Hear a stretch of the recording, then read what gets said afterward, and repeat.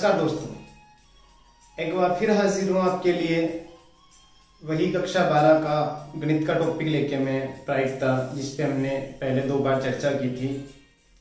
आशा करता हूँ आप सभी सब कुशल मंगल होंगे।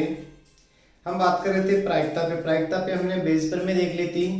बेस प्रमेय के बाद संपूर्ण प्रायिकता और बेस प्रमेय संबंधित समस्याओं का समाधान ढूंढ रहे थे, जिसमें अपने सवाल नंबर 8 तक हो गए थे। आज बात करते हैं हम सवाल नंबर 9 की।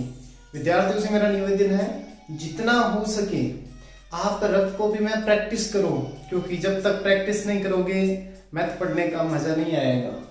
तो मैथ सीखनी है तो प्रैक्टिस करनी जरूरी है, फॉर्मेलिटी करनी है। मैंने वीडियो देख लिया, आज की पढ़ाई हो गई, उससे काम बनने वाला नहीं है। अगर आपको 100 में से 100 लेके आना है तो रफ कॉपी में हाथ चलाओ, जहां समस्या आती है उस समय वीडियो देखो, उस समय बेसिक देखो, किस क्वेश्चन में क्या कंफ्यूजन है वो कंफ्यूजन भी देखो, परंतु जितना हो सके पहले सेल्फ रफ कॉपी में मिलाने की कोशिश करो। बात कर रहे हैं सवाल नंबर 9 की। सवाल नंबर 9 है, एक बहुविकल्पीय प्रश्न का उत्तर देने के लिए एक विद्यार्थी या तो उत्तर जानता है, विद्यार्थी एक उसके पास बहुविकल्पीय ऑब्जेक्टिव टाइप क्वेश्चन है, जिसका या तो वह आंसर जानता है या वह अनुमान लगाता है, या फिर क्या करता है वो आइडिया लगाता है।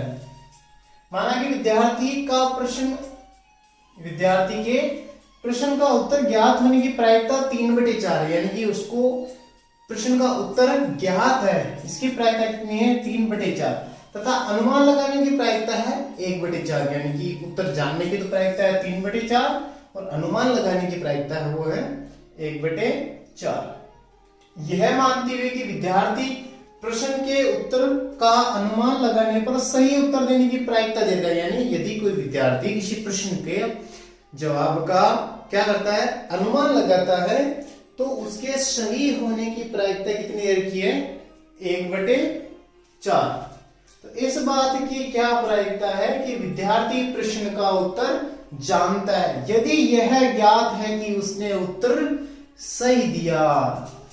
सबसे अंतिम लाइन है, यदि यह ज्ञात है कि, मैंने बताया था जब आपको कोई ना कोई रिजल्ट मिल जाए और उसे संबंधित प्रतिबंधित प्रायिकता पूछे, इसका मतलब कौन सी प्रमेय, बेस प्रमेय का क्वेश्चन है।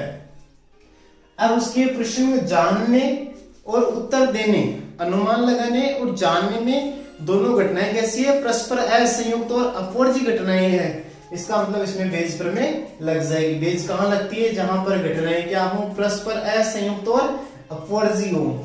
सबसे पहले बात करते हैं हम ए की। ए क्या हो जाएगा आपका, उसने उत्तर सही दिया, इसका मतलब उत्तर सही होना, ये क्या है आपका ए है। अब घटनाएं 2 बनती है, एक तो E1 दूसरी E2।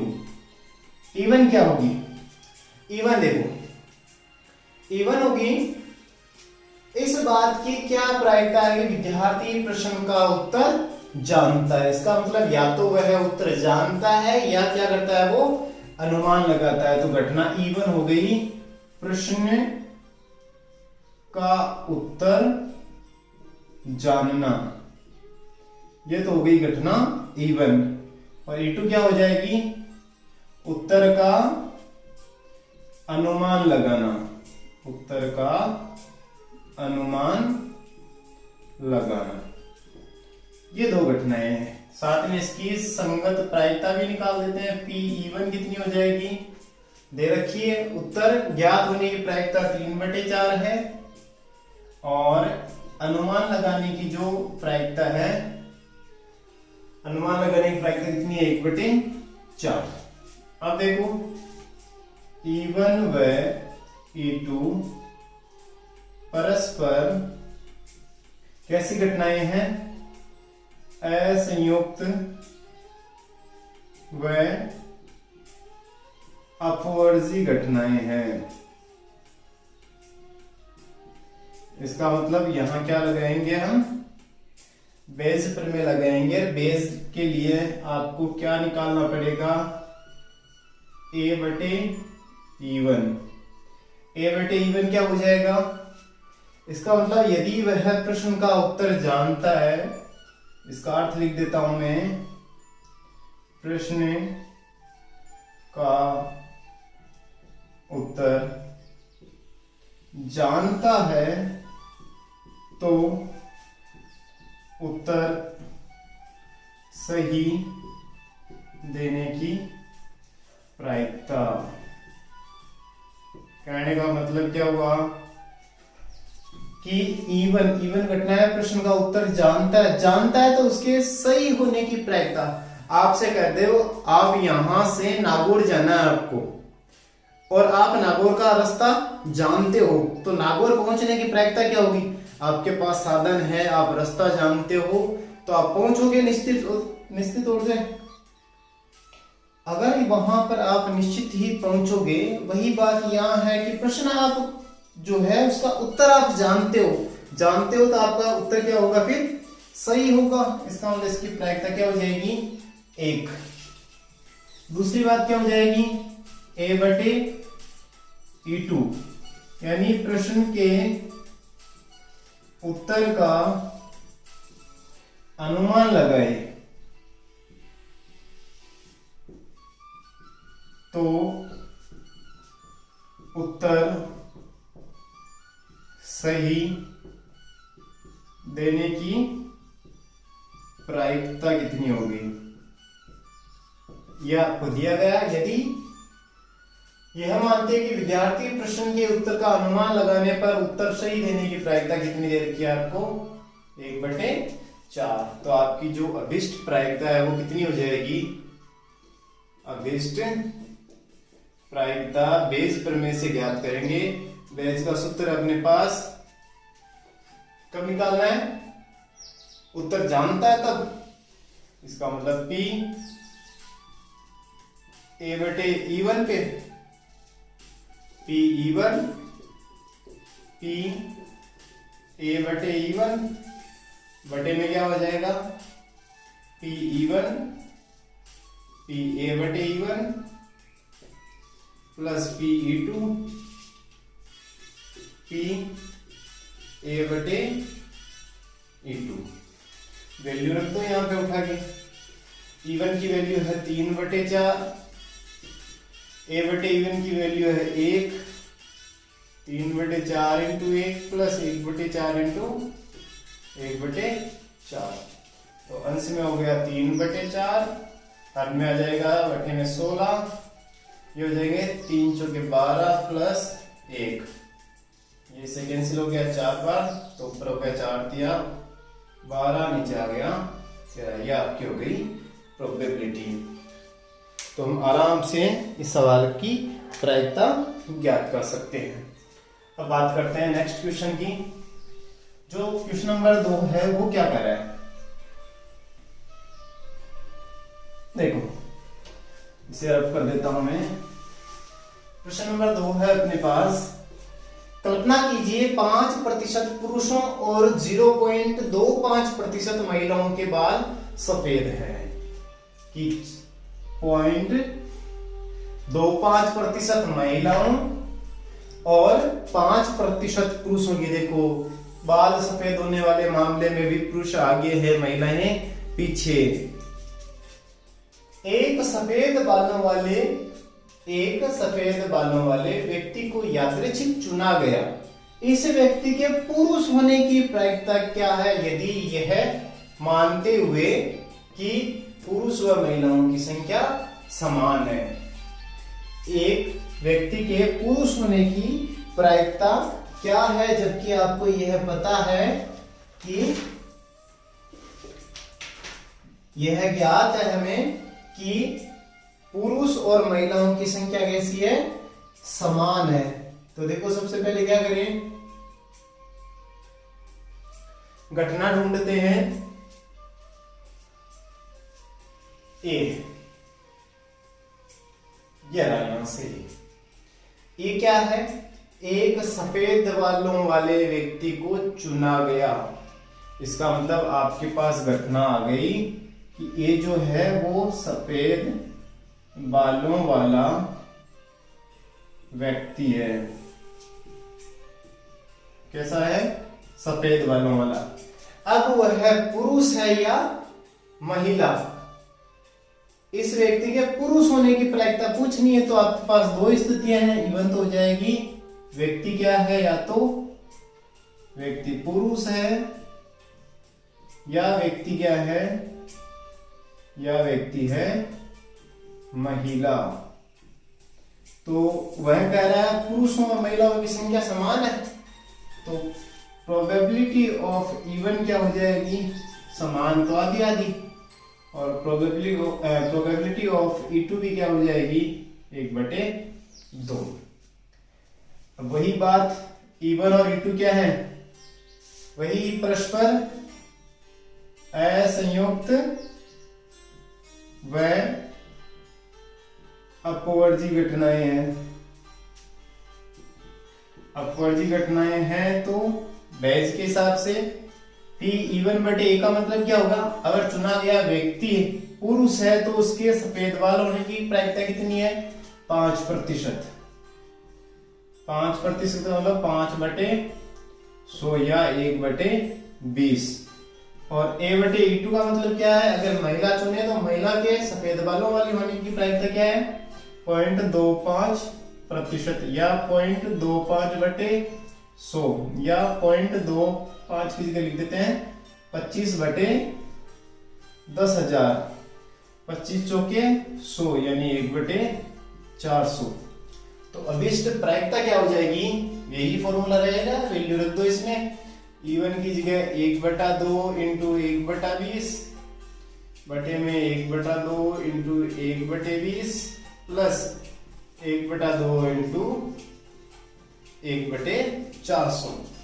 तो ये हो गया 1/40 बटे में लघुत्तम कितना जाएगा, 400 दूनी 800, लघुत्तम ले लिया हमने 800। यहाँ कितने 40 का 800 में कितनी बार भाग जाता है, 200 बार। 40 गुना 20 800 जाएंगे। तो यहाँ पर कितने हो गए अपने पास, या दोनों का गुणनफल ले लेते हैं, चलो छोड़ो। यह है 40 और यह है 1/2, तो लघुत्तम ले लिया मैंने 800।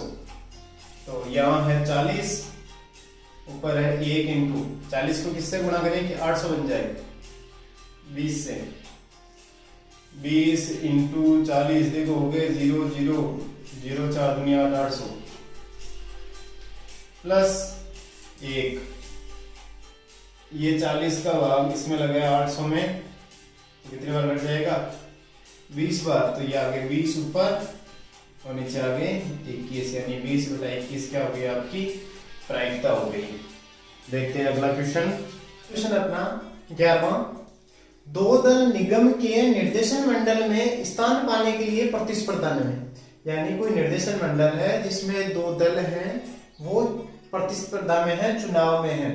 पहले व दूसरे दल के जीतने की प्रायिकताएं आपको दे रखी है। पहला दल जो है उसकी जीतने की प्रायिकता 0.6 है, जबकि दूसरे के जीतने की प्रायिकता 0.4 है।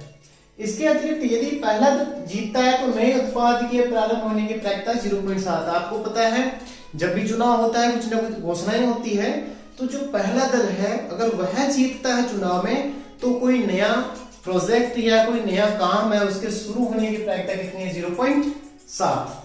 जबकि दूसरे दल की संगत यही प्रायिकता, यानी दूसरा दल जीतता है तो कोई नया काम शुरू होने की प्रायिकता 0.3। प्रायिकता ज्ञात कीजिए नया उत्पाद, यानी नया उत्पाद तो बन रहा है पर वो किसके द्वारा, दूसरे दल के द्वारा, कि नया काम तो शुरू हो चुका है, अब वो दूसरे दल के द्वारा ही हुआ, ये आपको ज्ञात करना है। तो देखो दोनों एक साथ दल तो जीत नहीं सकते, या तो पहला जीतेगा या दूसरा। तो दोनों असंयुक्त घटनाएं हैं, कनेक्टेड घटनाएं नहीं है, संयुक्त घटनाएं ही है, साथ ही दोनों अपवर्जी है। दोनों अगर पहला जीत गया तो दूसरा नहीं जीत सकता, यही होती है अपवर्जी घटना का मतलब। अगर कोई घटना घटित हो चुकी है तो उसका दूसरा पहलू नहीं घटित हो सकता। जैसे एक सिक्को उछला, हेड आ गया तो टेल नहीं आ सकता, इसका मतलब हेड और टेल आना क्या है, परस्पर अपवर्जी घटनाएं हैं। तो यहां से सबसे पहले मैं पकड़ता हूं ए को। ए क्या है, नया उत्पाद बना। अब नया उत्पाद बना वो किस दल के द्वारा बन रहा है, दूसरे दल के। इसका मतलब नया उत्पाद बनना तो तय है, नया उत्पाद प्रारंभ होना। अब घटना क्या होगी, या तो E1 जीतेगा या E2 जीतेगा, यानी कि या तो पहला दल जीतता है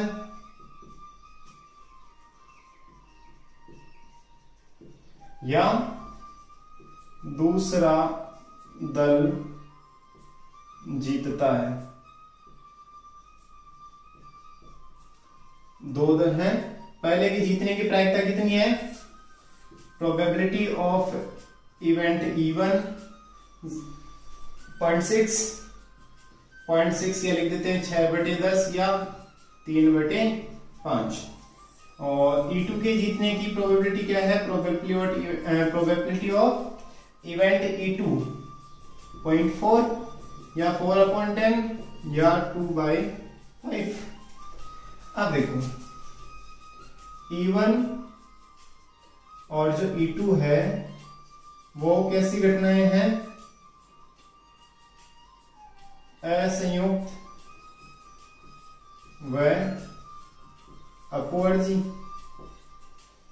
तो असंयुक्त और अपवर्जी घटनाएं हैं, तो आप यहां सीधा बेज प्रमेय वाला थ्योरम लगा लो। A/E1 क्या आएगा, यानी पहला दल जीतता है, इसका मतलब क्या है, पहला दल जीते तो नए उत्पाद के आरंभ होने की प्रायिकता कितनी है, 0.7 दे रखी है, तो लिख देंगे 0.7 या 7/10।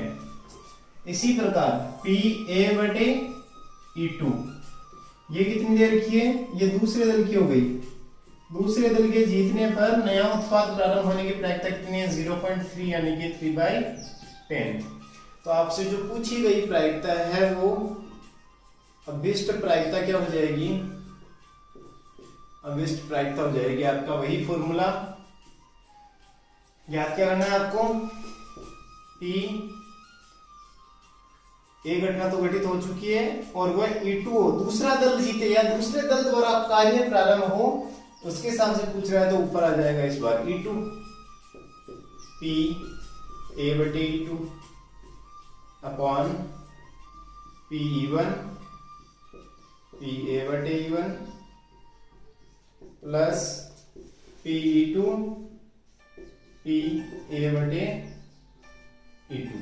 वैल्यू रख दो यहाँ, E2 की वैल्यू है 2/5 इंटू 3/10 बटे में 3/5 इंटू 7/10 प्लस 2/5 इंटू 3/10। ऊपर हो गया 3 दूनी 6/50 बटे में कितनी हो जाएगी, प्लस से नीचे भी 50 आ रहा है, तो ये हो जाएगा 7×21 प्लस 3 दूनी 6, 50 से 50 कैंसिल, तो 6/21 से 27, तो ये 6 इससे कट गया, 6 2 बार 27, 9 बार, तो आंसर हो जाएगा आपका 2/9। अगला सवाल देखते हैं।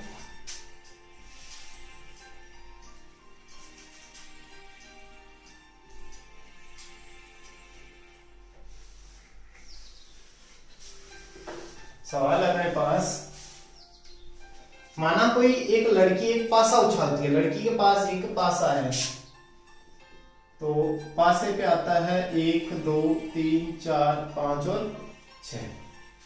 यदि उसे 5 या 6 अंक मिला, यानी उसे 5 या 6 अंक मिला, तो एक सिक्के को 3 बार उछालती है। तो एक क्या करेगी, सिक्के को 3 बार उछालेगी, जिसकी समष्टि मैं लिख देता हूं, head head head head head tail head tail head tail head head head tail tail tail head tail tail tail head और टेल टेल टेल। 1 2 3 4 5 6 7 8 समष्टि बन गई। और चितों की संख्या नोट करती है, यहां से चित गिन लेगी कि हेड कितने आए। यदि उसे 1 2 3 4 मिला, यानी ये संख्या मिलती है उसे, तो एक सिक्के को एक बार उछालती है, यानी हेड और टेल देखती है। उस पर चित या पट प्रकट हुआ ये देख लेती है। यदि उसे तथ्यतः एक चित मिला, घटना क्या घटित हो गई, एक चित आया या मिला, तो उसके द्वारा उछाले गए पासे पर 1 2 3 4, यानी कि वह चित इस घटना से आया है, इसकी क्या प्रायिकता है। तो देखो 1 2 3 4 आ गया तो 5 6 नहीं आ सकता, इसका मतलब घटनाएं तो कैसी है, असंयुक्त और अपवर्जीय है। अब E1 और E2 क्या होगा, E1 तो हो जाएगा पासे पर 1 2 3 4 का आना, और E2 क्या हो जाएगा, पासे पर 5 6 आना, अंक 5 6 का आना। अब देखो पासे पे टोटल अंक होते हैं 6, 6 में से अनुकूल स्थिति कितनी है, 4, तो इसकी प्रायिकता कितनी होगी, प्रायिकता होगी आपके E1 की कितनी, 4/6 या 2/3, जबकि यहाँ प्रायिकता E2 की कितनी हो गई, 2 स्थितियां हैं 6 में से, तो 1/3। अब A/E1, यदि पासे पर 2 3 4 आया तो आपको एक चित आने की प्रायिकता देखने की, एक चित कितनी बार आया। देखो एक चित वाली घटना यहां से छांटो, एक चित इसमें भी है, एक चित इसमें और एक चित इसमें, टोटल मिला के कितनी अनुकूल स्थितियां हैं, 3। तो 1 2 3 4, सॉरी पहले 1 2 3 4 वाले देख रहे हैं E1 के लिए देखेंगे, तो इससे एक चित आने की अनुकूल स्थिति कितनी है, एक, कितने में से, 2 में से। अब देखते हैं E2 की। E2 का मतलब क्या है कि 5 या 6 आए, 5 या 6 है तो एक चित आने की प्रायिकता कितनी है, टोटल कितनी स्थितियां बन रही है, 8, जिनमें से अनुकूल कितनी है, 3, तो 3/8 अनुकूल स्थितियां मैं यहां लिख देता हूं, head tail tail tail head tail और टेल टेल हेड। ये आपके पास 4 अनुकूल स्थितियां बन रही है, और यहाँ केवल हेड वाली एक अनुकूल स्थिति बन रही है। अब वो पूछ रहा है कि आपकी घटना E1 घटित हो चुकी है, ए घटना घटित हो चुकी है, तो वो E1 में से, यानी पासे पे 1 2 3 4 है, इसकी क्या प्रायिकता है, तो ऊपर ले लेंगे E1 बटे में जाएगी टोटल समष्टि। तो E1 की वैल्यू है 2/3, इंटू में 1/2 बटे में 2/3 इंटू 1/2 प्लस 1/3 इंटू 3/8। ये बन गया 2 से 2 कैंसिल, 1/3, और हंस हर बन जाएगा अपने पास कितने, 3 दूनी 6, ये 8 3 24, तो लघुत्तम आगे 24, 6 चौके 24, ये हो जाएगा 4 से गुणा, 4 दूनी 8 प्लस 3, ये इससे कट गया 24 कितनी बार, 8 बार, तो ये आ गया 8/11, यानी कि जो अभिष्ट प्रायिकता है वो हो जाएगी 8/11। क्वेश्चन नंबर 13 है अपना, 52 पत्तों की गड्डी भली भांति फेंटी गई है, गड्डी में से एक पत्ता खो गया, यानी 52 पत्तों की ताश की गड्डी है जिसमें से एक पत्ता खो गया, इसका मतलब अपने पास पत्ते कितने बचे हैं, मात्र 51 बचे हैं। शेष पत्तों में से 2 पत्ते निकाले जाते हैं जो ईंट के पत्ते हैं, यानी जो पत्ते निकाले गए वो आपको पता चल गया किसके हैं, ईंट के। इसका मतलब एक क्या है, निकाले गए पत्ते ईंट के हैं। अब कह रहा है तो खो गए पत्ते का ईंट का होने की प्रायिकता ज्ञात करो। इसका मतलब अपने पास जो 52वां पत्ता खोया था वो ईंट का था या किसी अन्य चिड़ी, हुक्म या पान का पत्ता था, ये आपको बताना है। इसका मतलब 2 घटना हो गई अपने पास, खोया हुआ पत्ता या तो ईंट का है, और यह क्या हो जाएगा, खोया पत्ता ईंट का नहीं है। इसका मतलब P1 कितना हो जाएगा, ईंट के पत्ते कितने होते हैं, 13, कितने में से, 52 में से, तो 13/52 हो जाएगा, यानी अनुकूल ईंट के पत्ते खोने की प्रायिकता कितनी हो जाएगी, 13 चौके 52, तो 1/4। और शेष कितने पत्ते होते हैं अपने पास? जो E2 की प्रायिकता है वो कितनी हो जाएगी? 13 अगर ईंट के हैं तो बाकी के बचे हुए 39 पत्ते कितने हो गए? बाकी शेष पत्ते चीड़ी, हुक्म और पान के हो गए कितने? 39। उनमें से कोई पत्ता होता है, उसकी प्रायिकता क्या है? 13 3 39, 13 चौके 52, 3/4। अब देखो, या तो पत्ता ईंट का खो गया, एक ही पत्ता खोया, या तो ईंट का खोया या नहीं खोया, वही घटना है परस्पर अपवार्जी और ऐसे ही होता है। इसका मतलब बेस लगेगी तो आपको निकालना है PA/E1। इसका मतलब क्या हुआ? मैं यहाँ पहले मीनिंग लिख रहा हूं इसका। मतलब ये हुआ, यदि पत्ता ईंट का खोया तो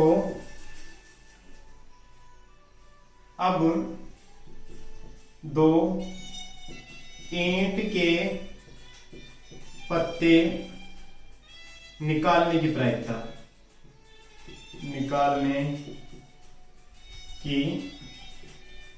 कहने का मतलब एक पत्ता आपका क्या हो चुका है? खो चुका है ईंट का, उसके बावजूद आपको किसके पत्ते निकालने हैं? ईंट के ही 2 पत्ते निकालने हैं। तो देखो ईंट के पत्ते कितने बचे हैं? 12, और कुल पत्ते कितने हैं? 51। तो एक पत्ता निकल गया मेरा। भाई टोटल 12 ईंट के पत्ते हैं और टोटल कितने बच गए? 51, क्योंकि ईंट का 13वां पत्ता खो गया है। ये तो पहला आ गया। तथा का मतलब गुणा। दूसरा पत्ता भी निकालूंगा तो ईंट का 1 निकल चुका है। ईंट के पत्ते कितने? 11, और कुल पत्ते कितने हैं? 50। तो सेकंड काउंटिंग आ गई अपने 11/50। इसी प्रकार जो प्रायिकता है अपनी A/E2 की, वो कितनी हो जाएगी? कि यदि पत्ता जो है ईंट का नहीं खोया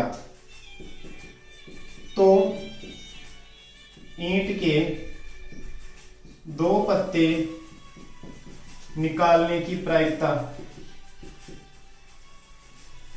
कितनी हो जाएगी?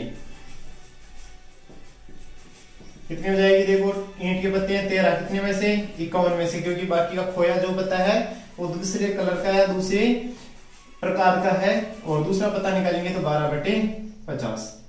अतः है अभिष्ट प्रायिकता। क्या पूछना चाह रहा था हमसे? प्रायिकता ये पूछना चाह रहा था कि खोया हुआ पत्ता ईंट का है, इसका मतलब PE1/A पूछना चाह रहा था। तो प्रायिकता हो जाएगी PE1 PA/E1 upon PE1 PA/E1 plus PE2 PA/E2। Value रख दो इसमें।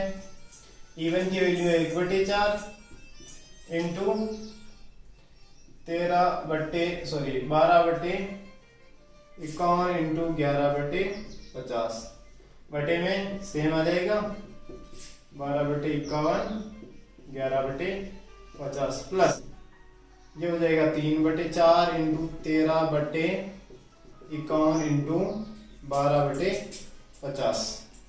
या यहां से काटते देखो सबका हर सेम है तो हर सेम कट जाएगा। 12 इंटू 11 132, 12 इंटू 11 132 प्लस 12 इंटू 13 146 जो गए 3 से गुणा कर देंगे तो 468 या 132/468 और 132 हो गए 600। 132 किसका भाग जा रहा है? 12 का जा रहा है। देखो 12 का भाग 11 बार गया और 12 पंजे 60, तो आपका आंसर आ गया 11/50। ये आ गई आपकी अभिष्ट प्रायिकता। बात करते हैं अंतिम सवाल की। अपने प्रश्नावली का अंतिम सवाल है। सवाल ये कह रहा है कि एक थैले में 3 लाल व 7 काली गेंदें हैं। 3 लाल हैं और 7 काली गेंदें हैं। एक एक करके बिना प्रतिस्थापन के, यानी कि गेंद वापस नहीं रखनी है, 2 गेंदों को यादृच्छिक निकाला जाता है, चुना जाता है। यदि द्वितीय चयनित गेंद लाल प्राप्त हुई, यानी कि सेकंड गेंद कैसी मिली आपको? लाल मिली,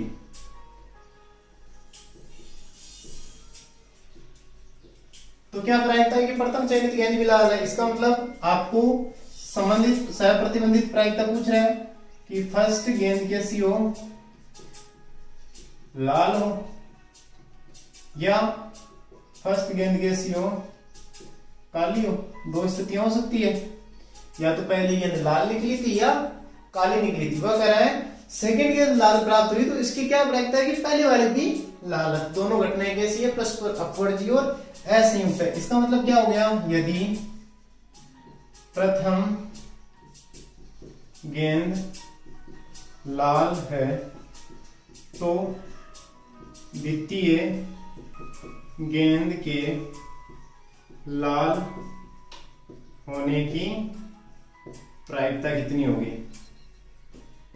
देखो टोटल लाल गेंदें कितनी है, 3। कितने में से, 10 में से। अगर पहली गेंद आ गई लाल तो अंदर लाल गेंदें कितनी बची है, 2। और कुल गेंदें कितनी है, देखो 10 है। 10 में से प्रथम घटना ये इवन तो घटित हो चुकी है, इसका मतलब एक लाल गेंद निकल चुकी है। तो अंदर लाल बची है 2 और 7, यानी टोटल कितनी बची है, 9, जिसमें से अनुकूल कितनी है अपने पास, 2। तो प्रायिकता हो गई 2/9। अब दोबारा से देखो, यदि प्रथम गेंद काली निकली तो सेकंड गेंद के लाल निकलने की प्रायिकता,